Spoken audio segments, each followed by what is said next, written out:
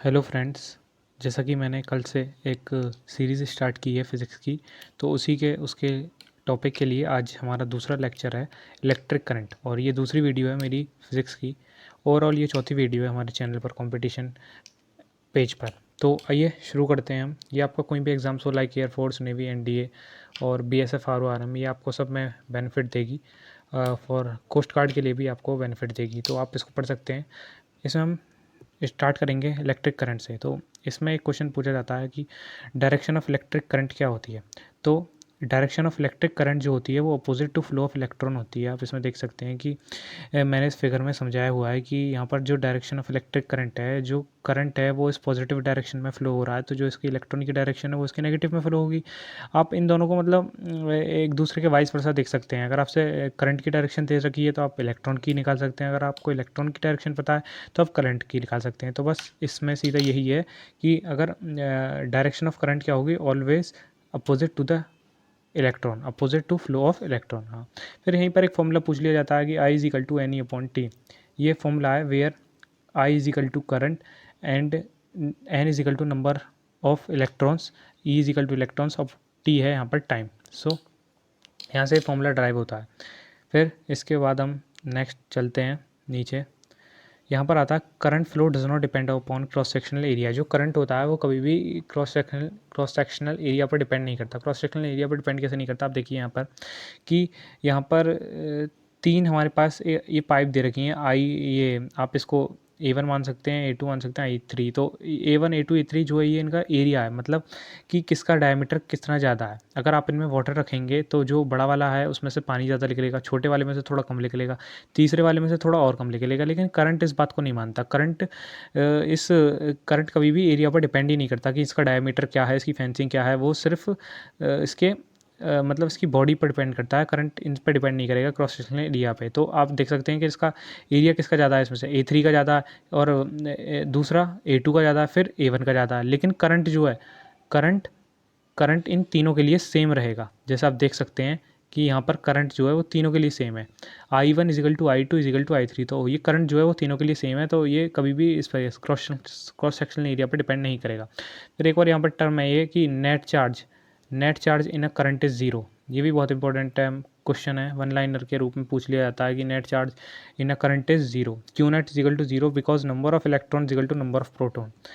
Zero क्यों हो गया, क्योंकि जो नंबर ऑफ इलेक्ट्रॉन है वो नंबर ऑफ प्रोटॉन हो गया। तो नेगेटिव से इलेक्ट्रॉन पे कैसा साइन होता है, नेगेटिव, और प्रोटॉन पे कैसा होता है, पॉजिटिव। तो प्लस माइनस कट गए तो क्या बचा, ज़ीरो। ठीक है, सो नीचे चलते हैं हम। Current carrying conductor for net charge, मैंने आपको क्या बताया था अभी, क्यू नेट क्या होगा, ज़ीरो। फिर इसी के जो क्रॉस सेक्शनल एरिया है इस पर एक क्वेश्चन दिया गया है आपको, क्या कंडक्टर नॉन यूनिफॉर्म एरिया 2-1, एक पहले का है 2 सेंटीमीटर, दूसरे का है 4 सेंटीमीटर, चौथे का है 6 सेंटीमीटर। तो if 5 ampere is pass through A1 then A1 A2 3 will be. अगर इसमें बताया कि 5 एम्पियर पास होता है A1 से, तो दूसरों में क्या होगा। तो करंट, मैंने आपको भी क्या बताया था, current does not depend on area. तो करंट देखो यहाँ पर लिख रहा है जैसे कि current does not depend on area. Current कभी भी एरिया पर डिपेंड नहीं करता। और current will be same in 3 cases. Current in तीनों केस में सेम रहेगा, क्योंकि ये तो एरिया पर डिपेंड ही नहीं करता। चाहे आप 10 से एरिया दे दीजिए, चाहे 50 दे दीजिए, वो तो सिर्फ इस पर डिपेंड ही नहीं करेगा। ठीक है, अब नीचे चलते हैं। फिर आते हैं यहाँ तक direction current density J in the direction of flow of charge in positive direction.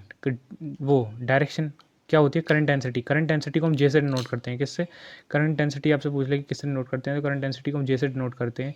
और इसकी डायरेक्शन क्या होती है, ये चार्ज के पॉजिटिव डायरेक्शन में फ्लो करता है। जिस डायरेक्शन में चार्ज फ्लो करता है उसी डायरेक्शन में ये फ्लो करता है, मतलब उसी डायरेक्शन, पॉजिटिव मतलब उसी डायरेक्शन में, नेगेटिव मतलब अपोजिट डायरेक्शन में। तो इसको आप समझ सकते हैं। फिर यहाँ पर आता है angle between electric field and drift velocity. Angle between electric field and drift velocity will be 180 degree. ठीक है, एंगल क्या है इलेक्ट्रिक फील्ड और ड्रिफ्ट वेलोसिटी के बीच में, 180 डिग्री।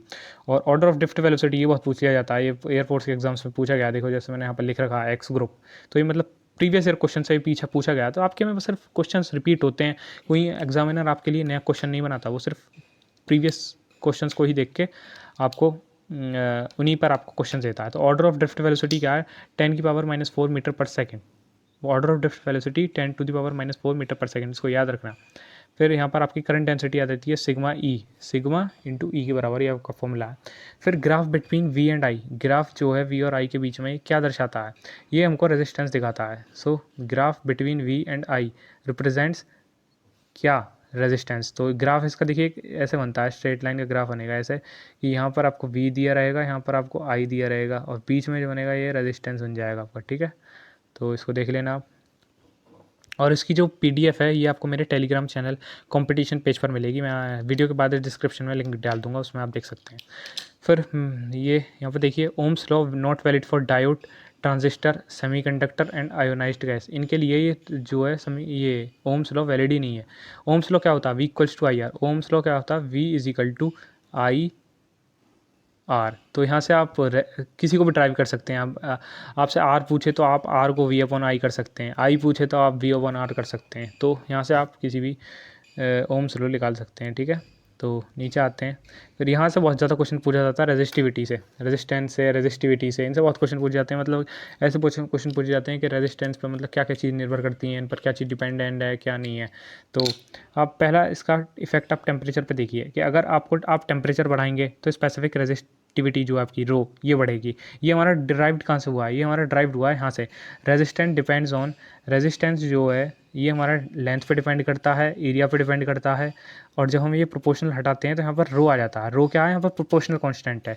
तो R equals to rho L बटा A, where rho is equal to specific resistivity. यहाँ पे क्या है, रो क्या है, स्पेसिफिक रेजिस्टिविटी, क्या है, स्पेसिफिक रेजिस्टिविटी।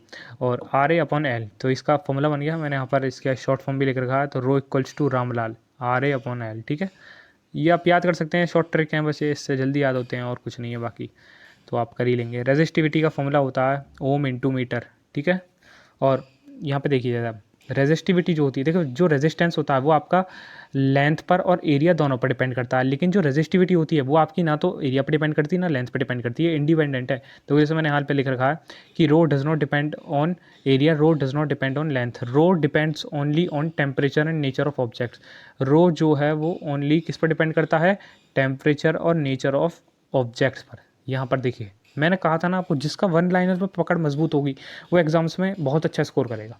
तो आप देख सकते हैं इनको। फिर यहाँ पर देखिए आप, ये आपने पढ़ लिया, rho depend on temperature and nature of objects does not depend on area and length. फिर आप यहाँ पे पढ़िए इस पर effect of stretching a wire, मतलब रेडियस पे इसका वो रेजिस्टेंस पे क्या फ़र्क पड़ता है आपका। अगर आप लेंथ की वायर को चेंज करते हैं, लेंथ की वायर को चेंज करते हैं तो ये जो है ये एल स्क्वायर बढ़ जाता है, ठीक है। ये मोस्ट इंपॉर्टेंट है। अगर आप रेडियस ऑफ वायर को चेंज करते हैं, मतलब आप उसको स्ट्रेच करेंगे, तो ये 1/r² ये बढ़ जाएगा, 1/r² बढ़ जाएगा। तो एक फॉर्मूला पूछ लिया जाता है कि ये अगर आप इसका स्क्वायर करेंगे तो r⁴ हो जाएगा। तो ये फॉर्मूले पूछ लिए जाते हैं, आप इनको ध्यान रखिएगा, ठीक है। Effect of stretching of wire है फॉर रेजिस्टेंस ये। फिर हमने अब इस पे आते हैं सीरीज़ और पैरेलल कॉम्बिनेशन। सीरीज़ और पैरेलल कॉम्बिनेशन रेजिस्टेंस पर क्या फ़र्क पड़ता है। अगर सीरीज़ में है तो वो सीरीज़ में देखिए रेजिस्टेंस जो है आपका R1 R equivalent is equal to R1 + R2 + R3, और पैरेलल में है तो 1/r + 1/r1 + R2 3। देखिए ये क्वेश्चन आजकल नहीं पूछे जाते। क्वेश्चन पूछे जाते हैं कि सीरीज़ कॉम्बिनेशन में क्या चीज़ सेम रहती है और क्या डिफरेंट। जैसे मैंने यहाँ पर लिख रखा है कि सीरीज़ में जो होता है करंट सेम रहता है, वोल्टेज डिफरेंट रहता है, और पैरेलल में करंट सेम रहे, वो करंट डिफरेंट रहेगा और वोल्टेज सेम रहेगा। तो इन चीज़ों को आप पढ़ लेना, ठीक है। और जैसे आपसे कभी कोई दो रेजिस्टेंस निकालने के लिए पूछा जाए तो आप उसको कैसे निकालेंगे, आप उसको ऐसे निकालेंगे, दो रेजिस्टेंस निकालने के लिए R equivalent is equal to R1 × R2 upon R1 + R2। ये बहुत इंपॉर्टेंट फॉर्मूला है, आपको बहुत जगह काम आएगा, ठीक है। तो मैंने बताया था कि उस फॉर्मूले भी पढ़ लीजिए आप, पर आप ज़्यादा फोकस है ना इन पर कहीं कीजिएगा। जैसे कि सीरीज़ में क्या सेम रहता है, करंट सेम रहता है, वोल्टेज डिफरेंट रहता है। और पैरेलल में क्या सेम और डिफरेंट रहता है, पैरेलल में वोल्टेज सेम रहेगा, करंट डिफरेंट रहेगा, बस।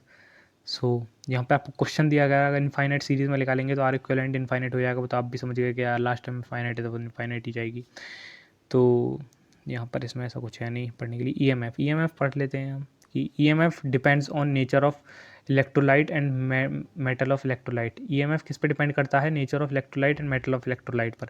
और EMF किस पे डिपेंड नहीं करता, EMF area of plates, distance between electrode and quantity of electrode and size of cell, इन पर डिपेंड नहीं करता, ठीक है। तो इससे भी क्वेश्चन बन सकता है, आप पढ़ लीजिएगा इसको। Potential gradient is defined as fall of potential per unit length of wire.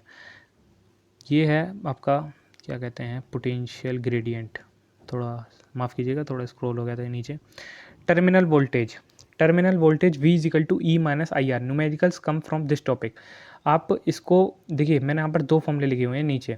ये जो फॉर्मूला है ये आपका चार्ज के लिए यूज़ होगा, V equals to E plus I R, और ये जो है ये आपका न्यूमेरिकल में यूज़ होगा, ठीक है। अगर आपसे मतलब आपसे अगर कोई क्वेश्चंस पूछा जाए, न्यूमेरिकली पूछा जाए, अगर आपको उसमें चार्ज दे दिया गया, तो आपको जो टर्मिनल वोल्टेज का फॉर्मूला है वो V equals to E plus I R वाला यूज़ करना है। अगर आपको चार्ज नहीं दिया तो आपको ये करना है V equals to E minus I R. फिर इंटरनल रेजिस्टेंस, इंटरनल रेजिस्टेंस हम स्मॉल आर को कहते हैं, ठीक है। आप कंफ्यूज मत होइएगा, वो जो स्मॉल आर है इसी को हम इंटरनल रेजिस्टेंस कहते हैं। मैं यहाँ पे शॉर्ट फॉर्म में लिख दे रहा हूँ आई आर, ठीक है। इंटरनल रेजिस्टेंस कहते हैं इसको। और फिर डिस्टेंस बिटवीन 2 इलेक्ट्रोड्स अगर बढ़ेंगे तो रेजिस्टेंस, इंटरनल रेजिस्टेंस जो है ये भी बढ़ेगा। जैसे यहाँ पर लिख रहा है, अब ये ऊपर का मतलब एरो ऊपर मतलब बढ़ेंगे दोनों, और अगर नीचे होता तो घटेंगे, ठीक है। अगर डिस्टेंस बिटवीन इलेक्ट्रोड्स बढ़ेगा तो रेजिस्टेंस जो है इंटरनल रेजिस्टेंस ये भी बढ़ेगा, अप होगा।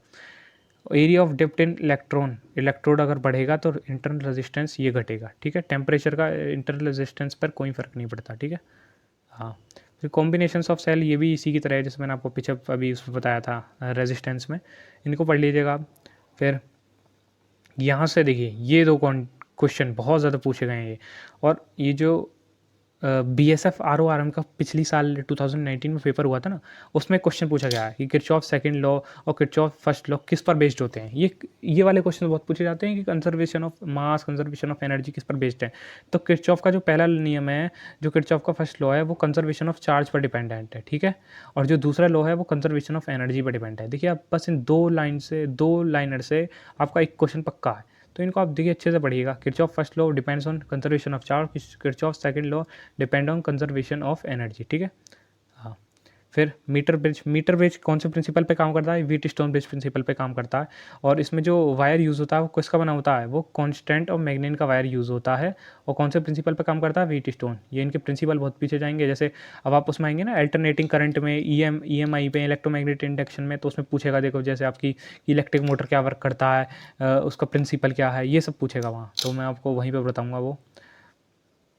फिर ये हम आखिरी टॉपिक पर चलते हैं इसके, change from high voltage to low voltage. जैसे ये ऊपर एक टर्म लिखी हुई है।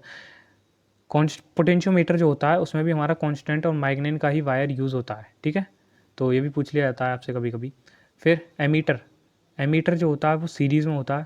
देखो जैसे मैं आपको एक शॉर्ट फॉर्म बताता हूँ आज, ये बहुत, अगर आपसे कभी पूछा जाए कि एमीटर को हम किस में लगाएंगे, एमीटर को लगाएंगे हम सीरीज़ में, और वोल्ट मीटर को हम किस में लगाएंगे, पैरेलल में लगाएंगे। और इसकी एक शॉर्ट ट्रिक आप ऐसे आ सकते हैं, जैसे एमीटर जो है ये डिजिट्स में, मतलब कि अल्फ़ाबेटिकली ये बड़ा है, और सीरीज़ भी मतलब वो एमीटर जो है वो वोल्ट मीटर से छोटा है, और सीरीज़ पैरेलल से भी छोटा है। तो सीरीज़ और एमीटर का एक कॉम्बिनेशन बनना है, वोल्ट मीटर और पैरेलल का एक कॉम्बिनेशन बनना है। तो आप इनको शॉर्ट ट्रिक से याद रख सकते हैं। मैंने बताइए, वैसे आपको अच्छा लगे तो आप पढ़ना, बाकी आप अपने तरीके से देख सकते हैं।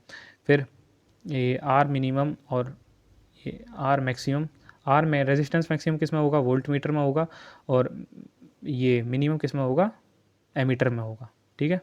और यहाँ से क्वेश्चन पूछेगा, देखो energy stored in capacitor, energy stored जो कैपेसिटर में होती है वो कौन सी फॉर्म में होती है, इलेक्ट्रिक फॉर्म में। और एनर्जी स्टोर्ड इन वो इंडक्टेंस मैग्नेटिक फॉर्म में होगी, ठीक है। ये दोनों में आपको मैग्नेटिज्म और इलेक्ट्रिफिकेशन दोनों में काम आएगा टॉपिक, तो इन दोनों कर लीजिएगा। ये क्वेश्चंस एग्जाम में पूछे गए हैं। ये energy stored in capacitor electric form, और energy stored in inductance is magnetic form. तो यहीं से आपका ख़त्म होता है। ये मैंने आपको पूरी वीडियोस करा दी, लेक्चर करा दिया इलेक्ट्रिक करंट का। तो आप देखिए इसको, और थोड़ा लाइक शेयर सब्सक्राइब ज़्यादा करिए चैनल को, जिससे कि हमें मोटिवेशन मिल सके, हम आपके लिए डेली ऐसे ही रेगुलर बेसिस पर वीडियो लाते रहे। Thank you and have a nice day.